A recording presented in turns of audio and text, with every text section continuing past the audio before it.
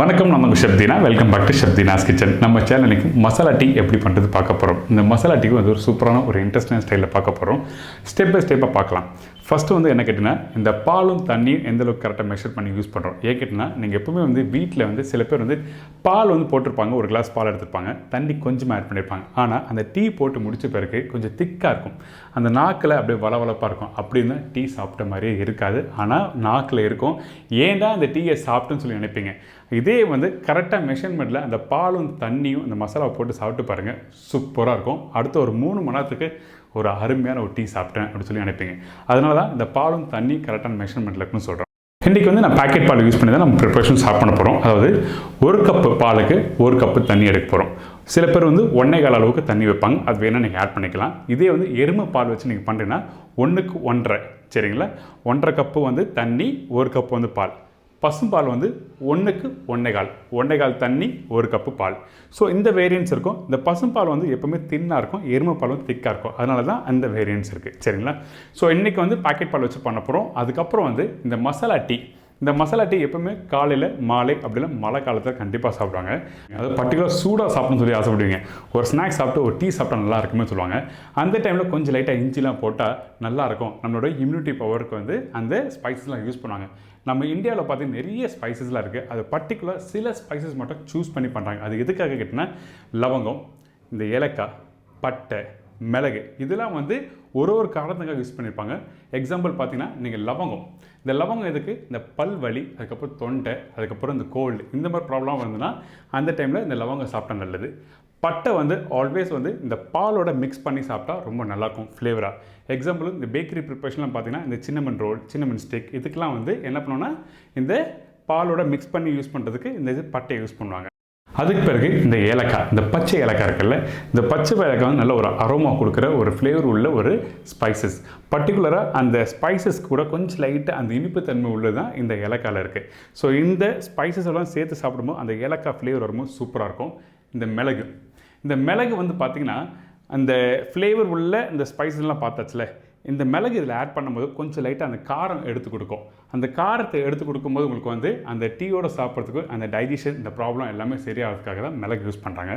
அதுக்கப்புறம் நட்மெக், இந்த எல்லா ஸ்பைசஸ், இந்த ட்ரை ஜிஞ்சர் பவுடர், அதுக்கப்புறம் இந்த பட்டை, லவங்கம், ஏலக்காய் எல்லாம் போட்டு மிக்ஸ் பண்ணிவிட்டு நீங்கள் லைட்டாக நட்மெக் போடுங்க, அந்த இன்ஹான்ஸ் பண்ணி எடுத்து கொடுக்கும். அதனால தான் நட்மெக் யூஸ் பண்ணுறாங்க. ஸோ இந்த மாதிரி ஒரு ஸ்பைசஸ்க்கு வந்து எதுக்காக யூஸ் பண்ண சொல்லி தெரிஞ்சு நீங்கள் வீட்டில் பண்ணினா ரொம்ப நல்லாயிருக்கும். இன்றைக்கி ஒரு சூப்பரான மசாலா டீ எப்படி பண்ணுறது பார்க்க போகிறோம். வாங்க, இது தேவையான இன்கிரியன்ஸை பார்த்துடலாம்.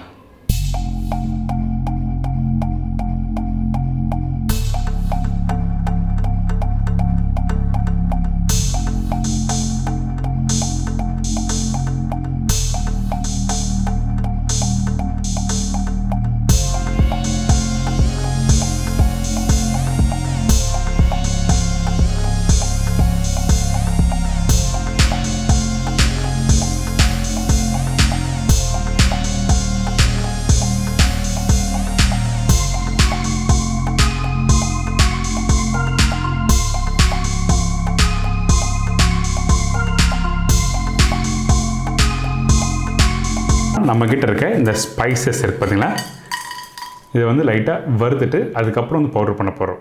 நான் சொன்ன ரேஷில் வந்து ஃபஸ்ட்டு ஏலக்காய் ஆட் பண்ணுறேன். உப்பு பவுடர் மட்டும் நம்ம வந்து பவுடர் பண்ணி முடிச்ச பிறகு இந்த பவுடர் டேரெக்டாக அதில் ஆட் பண்ணிக்கலாம். அதனால் வந்து இந்த பேனில் ஆட் பண்ணல. லவங்கம், மிளகு, பட்டை, ஸோ இதெல்லாம் போட்ட பிறகு நம்ம என்ன பண்ண, ஸ்லோ ஃப்ளேமில் லைட்டாக ரோஸ்ட் பண்ணணும். அதாவது நீங்கள் கலர் வர வரைக்கும் நீங்கள் ரோஸ்ட் பண்ணக்கூடாது. இந்த ஸ்பைசஸ் வந்து நீங்கள் எப்போ ஆல்வேஸ் வந்து கொஞ்சம் லைட்டாக ப்ரௌன் கலர் வரட்டும் அப்படி சொல்லிட்டு பண்ணிங்கன்னா, நீங்கள் பவுடர் பண்ணி முடிச்ச பிறகு என்ன உங்களுக்கு கசப்பு தன்மை வந்துடும். ஸோ அதனால் இந்த பேனில் மீடியமான ஃப்ளேமில் இருந்துட்டு நீங்கள் ஜஸ்ட் லைட்டாக வறுத்து எடுக்கணும். அதாவது இந்த ஸ்பைஸில் கொஞ்சம் லைட்டாக சூடாகணும். அப்போ உங்களுக்கு வந்து ஈஸியாக பவுடர் பண்ண முடியும். அது மட்டும் இல்லை, இந்த பவுடர் பண்ணும்போது நீங்கள் வந்து ஃபைன் பவுடராக பண்ணக்கூடாது, அது ரொம்ப இம்பார்ட்டன்ட், சரிங்களா? ஸோ அதனால தான் தெளிவாக சொல்கிறேன். ஃபைன் பவுடராக பண்ணோன்னா ஒரு 90% இல்லை ஒரு 85% அளவுக்கு நீங்கள் கொஞ்சம் லைட்டாக குறை அரைச்சி எடுத்தால் தான் உங்களுக்கு வந்து அந்த டீயில் போட்டு மிக்ஸ் பண்ணி குடிக்கும்போது நல்லாயிருக்கும்.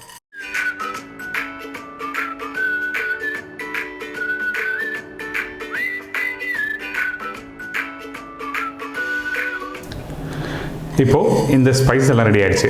அதிகபட்சம் வந்து 2 நிமிஷம் இல்லை 3 நிமிஷம் மேலே வைக்க வேண்டாம். ரொம்ப நேரம் நீங்கள் கலர் ஆகிடுச்சுன்னா உங்களுக்கு வந்து நீங்கள் யூஸ் பண்ண முடியாது, ரொம்ப இம்பார்ட்டன்ட். இப்போது இது பவுடர் பண்ணிவிட்டு உங்களுக்கு காமிக்கிறேன்.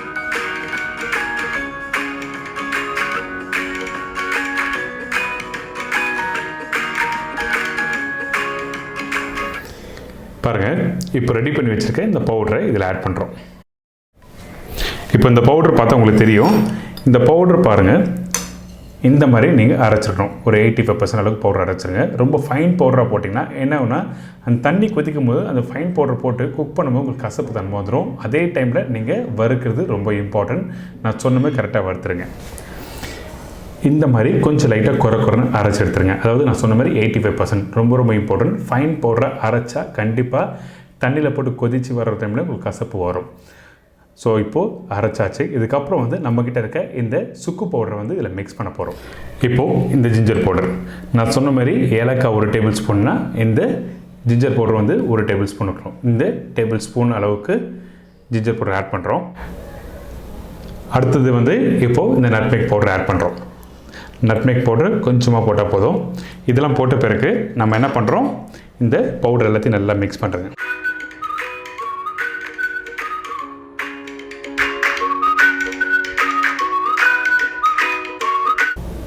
இந்த பவுடர் வந்து நீங்கள் நல்ல ஒரு டைட்டான ஒரு கிளாஸ் பாட்டிலில் போட்டு க்ளோஸ் பண்ணி வச்சுக்கோங்க.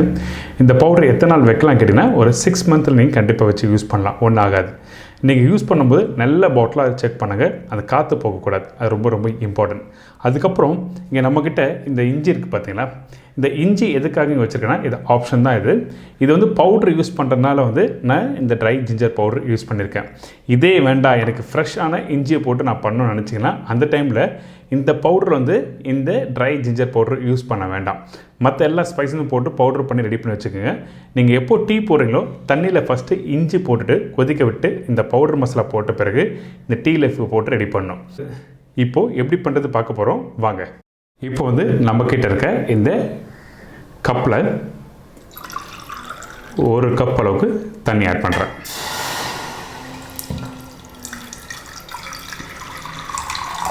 இந்த தண்ணி வந்து நல்லா பாயில் ஆகணும். அதுக்கப்புறம் ரெடி பண்ணி வச்சுருக்க இந்த ஸ்பைசஸ் பவுடர் இதில் ஆட் பண்ண போகிறோம். அதாவது மசாலா டீயோட இந்த பவுடர் ஆட் பண்ணி கரெக்டாக 10லேருந்து 20 செகண்ட் கொதிக்க விட்டு அதுக்கப்புறம் டீ இலையை போட போகிறோம். இந்த தண்ணி நல்லா கொதி வருதில்ல, இந்த டைமில் இந்த மசாலா பவுடர் பாருங்கள் 1/4 டீஸ்பூனுக்கு கம்மியாக தான் ஆட் பண்ணுறோம். அதிகமாக வேண்டாம். அதிகமாக போட்டால் உங்களுக்கு வந்து ரொம்ப ஸ்ட்ராங்காக ஆச்சுன்னா அந்த ஃப்ளேவர் வேறு மாதிரி இருக்கும்.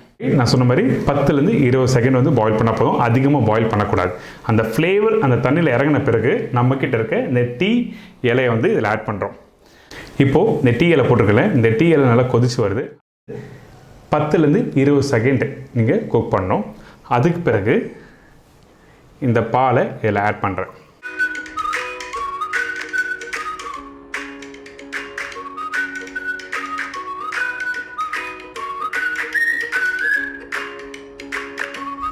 பார்த்தீங்களா, நல்ல சூப்பரான கலர். நான் சொன்ன ரேஷில் கரெக்டாக வாட்டர், அப்புறம் டீ பவுடர், அதுக்கப்புறம் அந்த மசாலா எல்லாமே போட்டு சூப்பரான ஒரு கலர் வந்திருக்கு. இப்போ டீ ரெடி ஆகிடுச்சு. இந்த டைமில் நம்ம என்ன பண்ண போகிறோம்னா, நம்மக்கிட்ட இருக்க இந்த நாட்டு சர்க்கரையை இதில் தேவையான அளவுக்கு ஆட் பண்ணிக்கலாம். அடுப்பை ஆஃப் பண்ணிட்டு தான் நாட்டு சக்கரை போடணும். நீங்கள் அப்படியே அந்த கொதிக்கிற டைமில் நீங்கள் நாட்டு சக்கரை போடணும், சம்டைம் வந்து பால் வந்து கேர்ல் ஆகிடும், அதாவது திரிஞ்சு போய்டுன்னு சொல்கிறேன். இப்போ ரெடி ஆகிடுச்சு. இப்போ ஸ்ட்ரெயின் பண்ணிவிட்டு உங்களுக்கு காமிக்கிறேன். டீ ரெடி ஆகிடுச்சு.